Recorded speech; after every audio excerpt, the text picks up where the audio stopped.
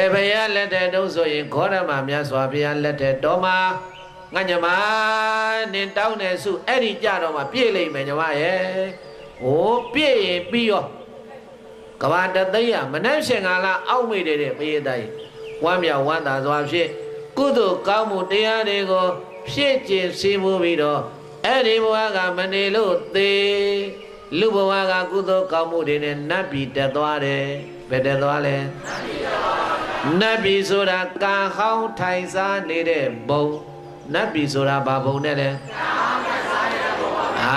ဒီကလုံသွားတဲ့ကုသိုလ်တွေနဲ့မရင်တိုင်းနတ်ပြည်ရောက်သွားတော့လှချောပြီးတော့ခန္ဓာကိုယ်အယောင်တွေထွက်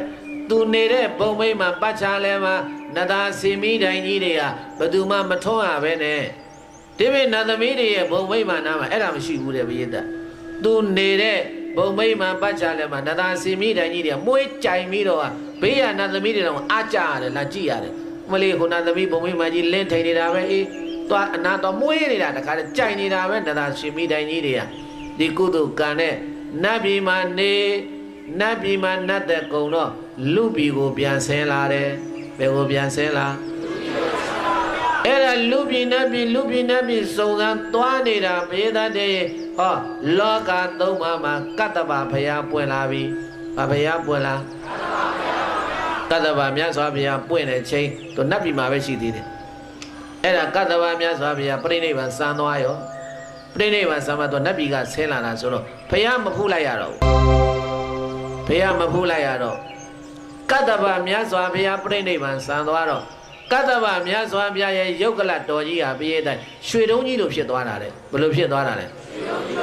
ကလည်းရွှေတုံးရွှေခဲကြီးလိုဖြစ်သွားတော့အဲ့ဒါကြီးအလဲကောင်းမှဌာပနာထားပြီးတော့ရွှေအုပ်တွေနဲ့စေတီကြီးတဲကြတယ်အဲ့ဒီအချိန်ကာလမှာအဲ့ဒီတကုလာထေကြီးလောင်းဟိုးနတ်သမီးလေးဟာနတ်ပြည်ကနေဆင်းလာပြီးတော့လူပြည်မှာ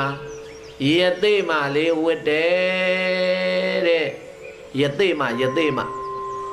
မလေးဆိုတော့မြို့တွေရွာတွေအလူခံသွားတော့ဆံလေးရတာစုထားစီလေးရတာစုထား